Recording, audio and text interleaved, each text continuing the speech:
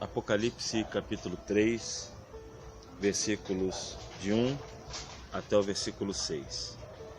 Apocalipse 3, do 1 ao 6. Carta à igreja em Sardes. Ao anjo da igreja em Sardes escreve: estas coisas diz aquele que tem os 7 Espíritos de Deus e as 7 estrelas.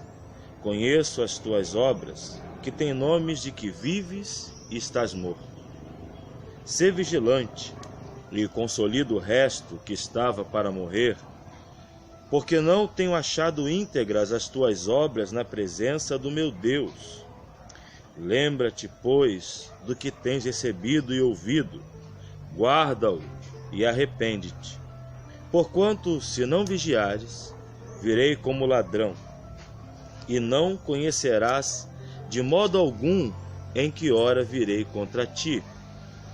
Tens, contudo, em Sardes umas poucas pessoas que não contaminaram as suas vestiduras e andarão de branco junto comigo, pois são dignas.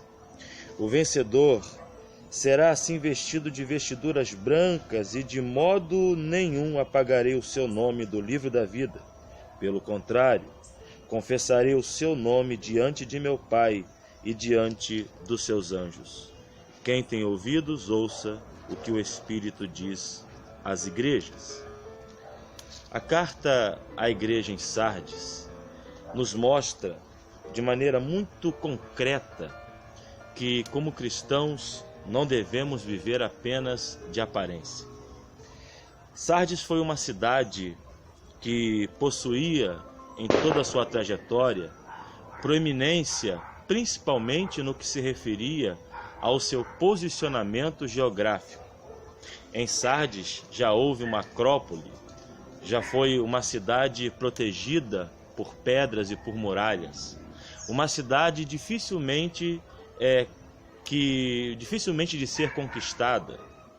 Segundo nós estudamos e lemos os comentários bíblicos, nós descobrimos que Sardes foi uma cidade que foi conquistada pelo povo Seleucida, depois conquistada por Alexandre o Grande, tornando-se finalmente uma província do Império Romano.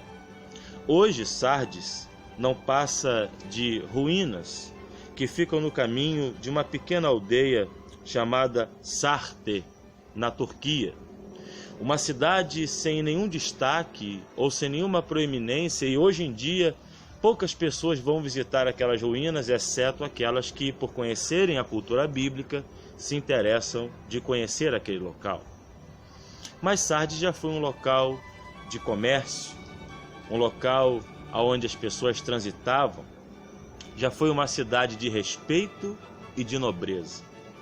Nessa cidade estava uma igreja que trabalhava, uma igreja que possuía uma atividade eclesiástica bastante pulsante. As pessoas olhavam para a igreja de Sardes e viam-na como uma igreja que estava exercendo o seu papel na sociedade, no aspecto religioso e social.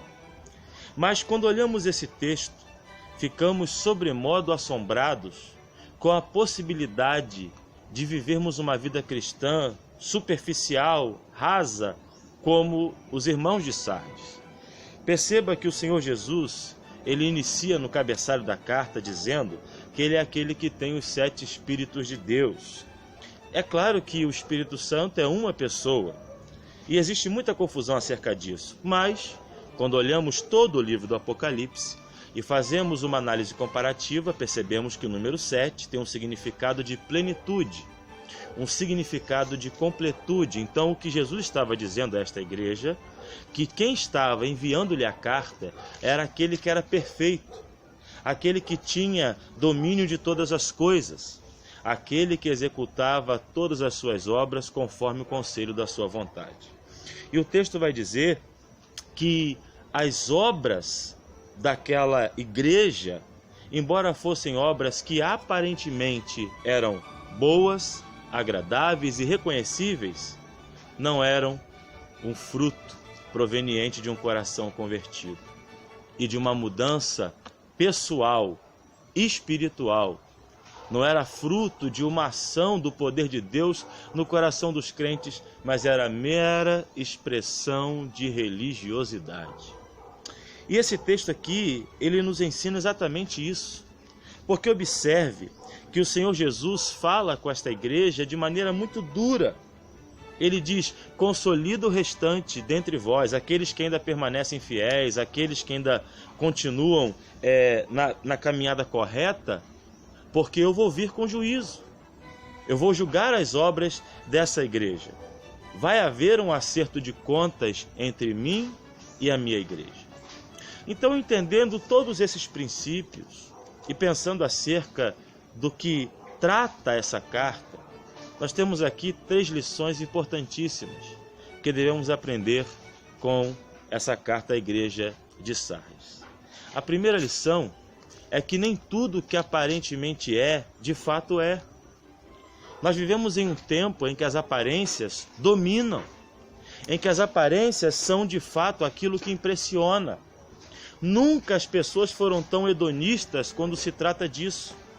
Nós vemos a corrida das pessoas em busca do seu autoembelezamento, da sua produção. Nós vemos a corrida que as pessoas fazem em relação a escolherem os lugares aparentemente melhores. Nós vemos hoje em dia o gasto exorbitante que muitas igrejas fazem com luxo em seus templos.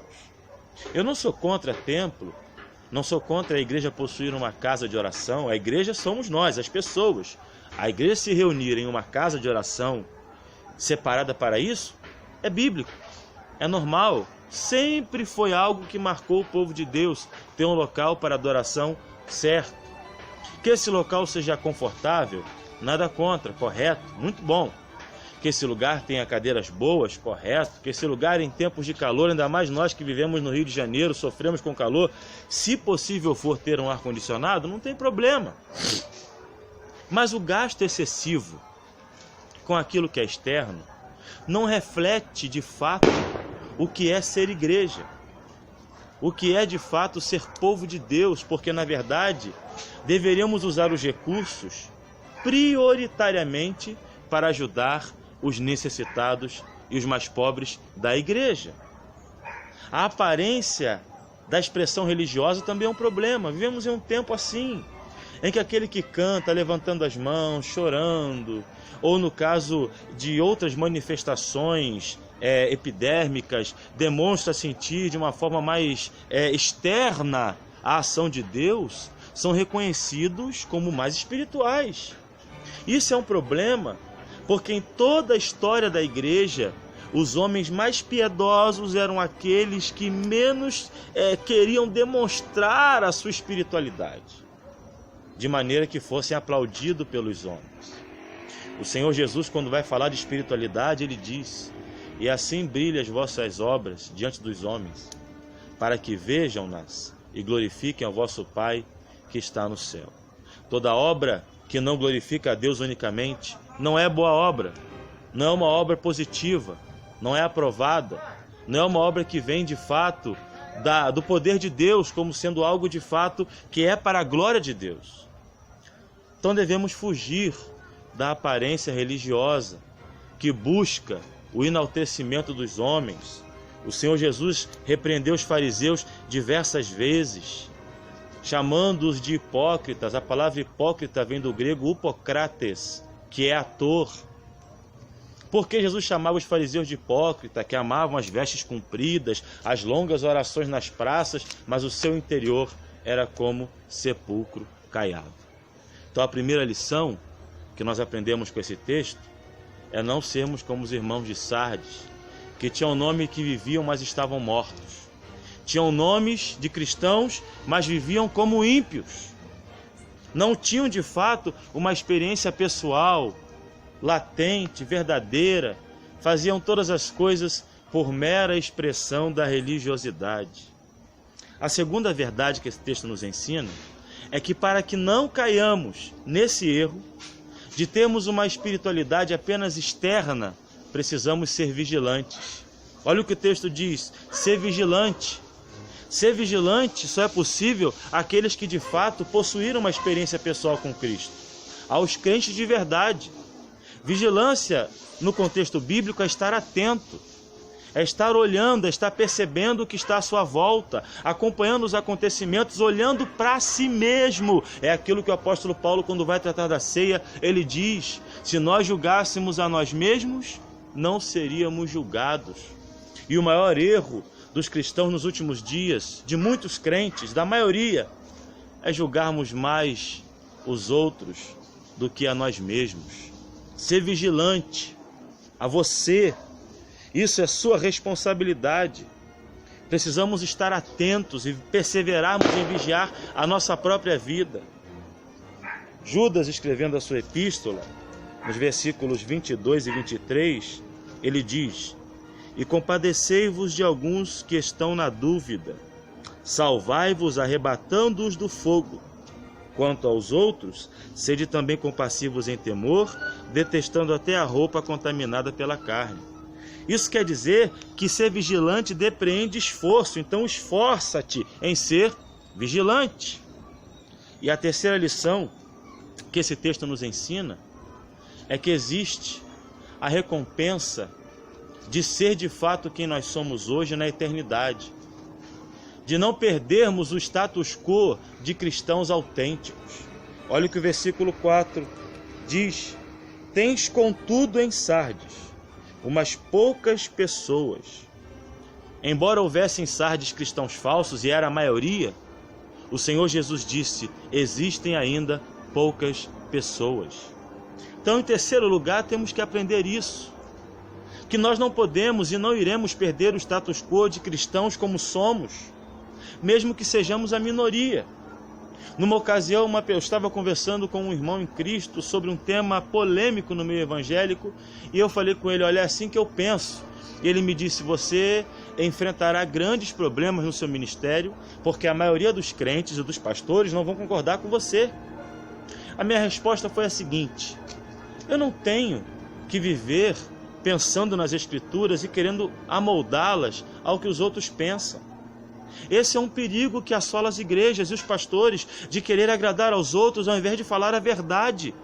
Quando que nós, olhando para a igreja de Sardes e fazendo uma ponte clara e uma aplicação cabível aos nossos dias, a voz do povo nunca foi a voz de Deus, e a maioria, na maior parte das vezes, está equivocada. Por isso que é um erro democratizarmos demais a teologia. Temos que pensar na teologia como bíblica, revelacional e autoritativa. Temos que pensar nas Escrituras como sendo bíblicas, revelacionais e autoritativas, e toda autoridade deve emanar das Sagradas Escrituras, independente do que pensam homens, grandes potentados e qualquer um pensador. Poucas pessoas, na análise de Cristo, é um diagnóstico triste, porque a maioria não eram cristãos verdadeiros, mas uma minoria. Eu concluo dizendo, em quarto e último lugar, que eu anseio fazer parte dessa minoria, porque para essa minoria, o texto vai dizer: ao vencedor será assim vestido de vestiduras brancas, e de modo nenhum apagarei o seu nome do livro da vida. Há muito equívoco acerca do que seria isso. Muitos cristãos leem esse texto e dizem: está vendo aí? Nós podemos perder a salvação e o nosso nome pode ser apagado do livro da vida. O texto não está dizendo isso. O texto estava dizendo que para os cristãos verdadeiros, regenerados, salvos, eleitos, que estavam em Sardes, porque na igreja existem dois tipos de crentes: os falsos crentes, os filhos da perdição como Judas, e os crentes autênticos, regenerados, transformados pelo Espírito Santo. Esses possuem a garantia de nunca ter o seu nome riscado, apagados do livro da vida. E aí a resposta está no próprio livro do Apocalipse. Por que é que um cristão não pode ter o nome apagado do livro da vida? Apocalipse 13:8. Porque esse livro da vida é o livro do Cordeiro, que foi morto antes da fundação do mundo. Então, se o livro da vida do Cordeiro pertence àquele que foi morto antes da fundação do mundo, é porque antes da fundação do mundo já estava lá gravado o nome daqueles que foram escolhidos por Deus. Portanto, devemos despertar para essa realidade.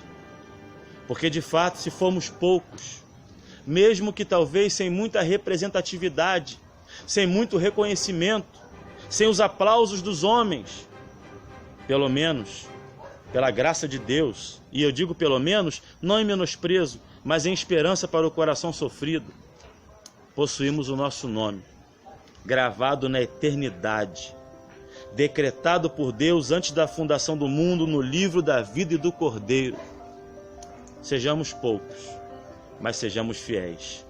Não vamos imitar o exemplo da maioria dos irmãos de Sardes, sendo como aquela figueira que possuía folhas, mas quando o Senhor Jesus foi procurar, só apresentava folhas, mas quando Jesus foi procurar um fruto, só possuía folhas. Que fujamos apenas da vida cristã aparente e vivamos a intensidade do Evangelho.